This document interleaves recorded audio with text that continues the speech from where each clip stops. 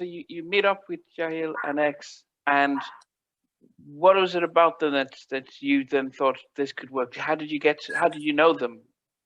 Well, I met him at the radio station. He was doing the intern for Mr. Magic Okay. on the radio. He would answer the phones for him. And at that time, they worked on the demo for Mr. Magic, and Mr. Magic started playing it. And at that time, they had a DJ, but he had went into the military, and so they were looking for another DJ. Yeah, and the next thing you know, I just went that way. So now I think people of this generation would probably wonder the DJ isn't as prominent as it was back in the day, you know, where you Grandmaster J or Spinderella or Grandmaster Flash was part of the clique. It's even though two people might rap, the DJ was part of it. It's a lot changed now. So if you give an insight, when they brought you on as a DJ, what was your role as the DJ in a group where they're writing lyrics and rapping? At that time, they wasn't signing DJs as record deals with the rappers. You know, the rappers were coming with the deal first. Yeah. And even though it was being part of the crew, I felt I was part of the crew from the beginning when the career first happened. But the two albums they did, they went overseas. They had did that without me because at the time I had just got married then way back in the 80s, and I didn't make the first two albums. But Jalil, they knew I was down, so Jalil put my name on the album. Oh. One of the bonus tracks was Grandmaster Dee, instrumental. And we took it from there, and being part of it. And then when we went to sign with MCA, I signed with MCA and signed with the thing with Jermaine, the other album with Jermaine Dupri. But as far as that, I was on the album cover for Back in Black, and I did Funky Beat, and that was one of the hot tracks too that I was involved with Larry Smith. And I want to give a big shout out to Larry Smith, may he rest in peace, because he's responsible for all those big hits we had. And you got to give Jalil the credit for incredible handwriting with the pen, writing all those lyrics. And, all my hat goes off to him too. So, you hear people talk about rap and who did what, but a lot of times they tend to forget the writers and the producers. No, Larry Smith was heavily involved in your production and stuff. But in those early days, so when they got signed to Jive, they were the only two that put their name to pen to paper. Of course, Mr. Magic was supposed to get the deal first, because at that time they had the world's famous Supreme Team. The Supreme Team had a Supreme Team show on that same station, HBI, and they had that record they did with Mark and McClary, Buffalo Girls. So world famous Supreme Team show, Hey DJs. So the next thing you know, Jive Records offered Magic a contract, and Magic was in the contract with the radio station, so he couldn't do it. So he passed it on to Jalil. And Jalil was going to do it by himself, but he knew X didn't live that far from him, and he wanted X to join the clique. And he put X down and took him with him, and they recorded the album. Out in Germany, I believe, or is it? No, in London, England. In London. Okay, Battery, they came. Battery Studio in London. Okay, they came to the UK. Okay, you talking about the one they did? They did the one with Thomas Dolby, and they did one with Connie Planks. Okay. Yeah. So when they recorded the album, is it then, I guess it's the shows, and that's where you sort of come into full force with the live performances and stuff like that? Yes. At that time, the records were done, and we broke ground by doing shows in Europe. We did late '83. We went to Europe for 3.5 months. Wow. We did England, Germany, Belgium, Paris, France, Switzerland, Munich, Frankfurt, Amsterdam, Holland, Berlin. Before they tore the wall down, we had to go around that wall. My goodness. What was it like? I mean, you think about it, you're coming from New York, Brooklyn, and now you're out in Europe, different environment, different culture, playing music to I would assume predominantly white audience. Oh, It was unbelievable. Never in a million years I would think this would happen. I'm thinking we're gonna make records and stay right here in the States. I'm not thinking about Europe. And we at that time we were touring Europe. The Hall of Notes were touring behind us. The Clash, wow.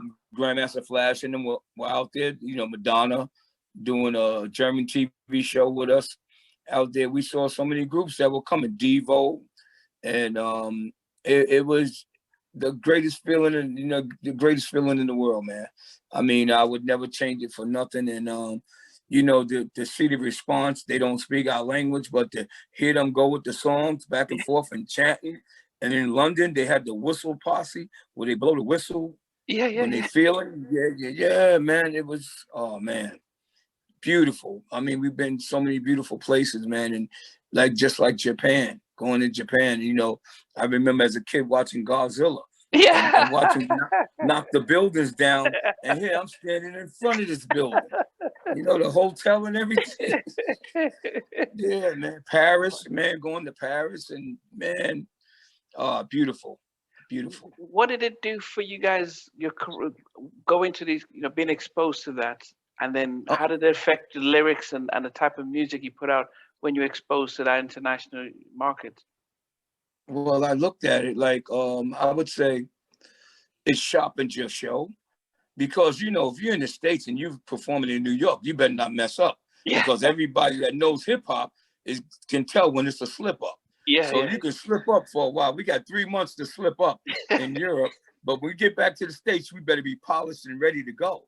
Yeah. But it was just the warm welcome they gave us, man, and the different technology of music, and you felt other music, because when being in London, I heard imports that I never heard in the States. Wow. So we got a chance to hear. They knew about beats, break beats. They might have heard it, but these groups were getting funky at that time, and they were making great songs. The lyrics was great. Just when you what's his name? The Hall of Notes came out. They were great with their songs, and then it was what was his name? Grace Jones came out with Felt Like a Go-Go, Slave to the Rhythm.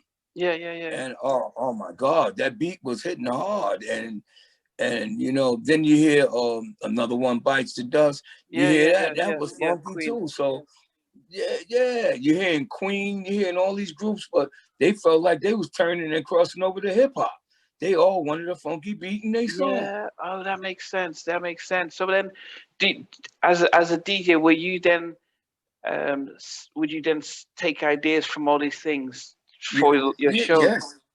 Yes, I would play some of them songs in our show, because at that time we might have had 2 songs that was out, and then we had an album out. We only played a certain amount of songs that we would do, but we would make the show interesting, because I would come out before the group come out, and I'd do like 25 minutes or 20 minutes with all different songs. Man, and you got to take my hat off to Trevor Horn. Trevor Horn was an incredible producer too. Yeah. He came out with some beats too. Oh man, funky. Wow. And Sly and Robbie too. Yeah. I mean, so when you guys were signed and your records were hitting, was there any, I don't know, I won't say rivalry, because I think in the 90s, hip hop went into a sort of a dark place, but back in those days, the 90s. No, but we're going back to your time, back in those days when you guys were coming out. Yeah. Okay, we can get into that. Oh, that's beautiful. You got to look at it. We were on tour and we were signed to Russell Simmons. Russell Simmons became our manager. So we had a camp full of all the hottest rappers. We had Run DMC. We had Curtis Blow. We had I think Dana Dane wound up signing with Russell. We had so many. We had the Beastie Boys. We had LL Cool J. We had so many artists that was signed. Dr. Jekyll and Mr. Hyde. And we had the top artists under Russ management. So Russell will take all the groups we had and put us on tour. We had Jimmy Spicer, Super Rhymes. He would take in places and do shows.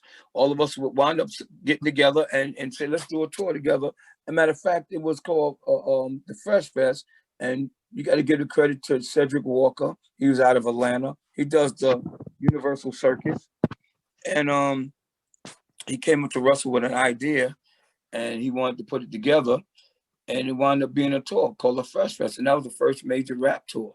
Wow. That went around the world. So being on the camp with LL and Beastie and Run DMC, so you guys became. It wasn't a rivalry. It was more of a like we're in this together. No, you got to look at it. We had I forgot Public Enemy. I got to mention them. Public Enemy and Stetsasonic. They were on the tour too. And you know what? We knew. Each group knew when they went on stage they had to kick ass because you didn't want to look like you wasn't good. Yeah. So we was already polished because we was overseas first. So we was ready for the tour. But other than that, every group wanted to do better than the next group. Every group they wanted to come on stage and say, yo, we kicked ass tonight. Yeah. But we used to go back and forth, Run DMC and Whodini. We was always neck to neck. We could always say that. And then LL was like the new kid on the block when he came out with I Need Love and all that. He was a new kid. He was a young guy. So he was like a freshman coming in.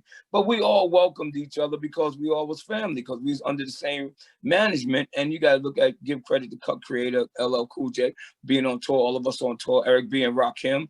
And we all stuck together as a family. Nobody could come do something to anybody or start something with us because we all was family. But other than that, we used to always come and tease each other. Yo, we kicked ass tonight. We kicked ass. But it was always fun, man. Everybody had a good time. That unity was so important because I knew right after us, different groups used to go on tour and they used to always be ready to fight each other. And I couldn't understand that. If you making money and we making money, you should be happy. So we want to make the tour last. We don't want no problems. All we want to do the show, get the money, and go home. Now, I think the question that I have, a lot of my viewers would probably be wondering, because we're hearing a lot of the issues in the 90s with the labels, the contracts, publishing, management stealing money and all that stuff. For you guys, what was it? Did you guys go in knowing the business about being on contracts and royalties and publishing, and then also being on tour, who's got our money and stuff? Because I think sometimes you can enjoy the show but forget that it's actually a business and no one looking out for you unless you look out for yourself. That's right. At that time, you when you fresh in the business and you got management and you thinking positive, and like you said, it's like you got to have today's time. You got to have 3 people watching. You got to have like 2 lawyers and management, and then you got to have a accountant that you can trust. Because if we had an accountant, one of the top ones, Burke Vidal, and may he rest in peace. He was a good guy to me in my eyes. And my main thing is you always have to be on top of your game 24/7. Wow. It's like people should always say, and I used to wonder why they used to say that, but it was true. They said today's game, you got to sign your own checks. Don't let nobody sign nothing for you. So you watch and you putting money into going into the booking agent, not the booking agent, but your accountant. You got money on the road because you received the back end, but the upfront money is going straight to your accountant. And after a while, they're saying they paid for this, they paid for that, and you start seeing your money going downhill. Wow. Then you start waking up then, and you can't go out there and just blow it. A lot of people are just blowing the money and thinking you're gonna have another day tomorrow, and you don't know what's gonna happen. Yeah. So now the advice is get the money and put it away for a rainy day. Yeah. So but did the 3 of you learn early on how to take care of things? Just more so because it's advice for upcoming people coming into the industry. Yeah, we learned, and a lot of things we did, I wouldn't take it for granted. I mean, I said the things that we did, we spent a lot. And you learn a lot. It's like going in a hotel, you're on the road and you in love and you're on the phone with your girl talking for so long on the phone, and you go downstairs and see what your phone bill look like. Because you in Switzerland and you look and you said, yo, but I only talk for a certain amount of time. Man, that thing was clicking. You talking about being homesick.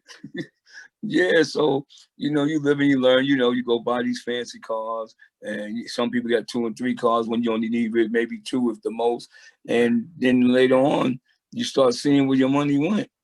Wow. These guys today, they making so much money, and I don't know how they can do it. They go in the strip club and drop $60,000, and I'm like, you out of your mind. Yeah, yeah. Yeah, you gotta be crazy. Not me. Yeah, I heard Missy Elliott in an interview saying that she doesn't fly with a private jet because why waste the money? The plane's going to get there at the same time.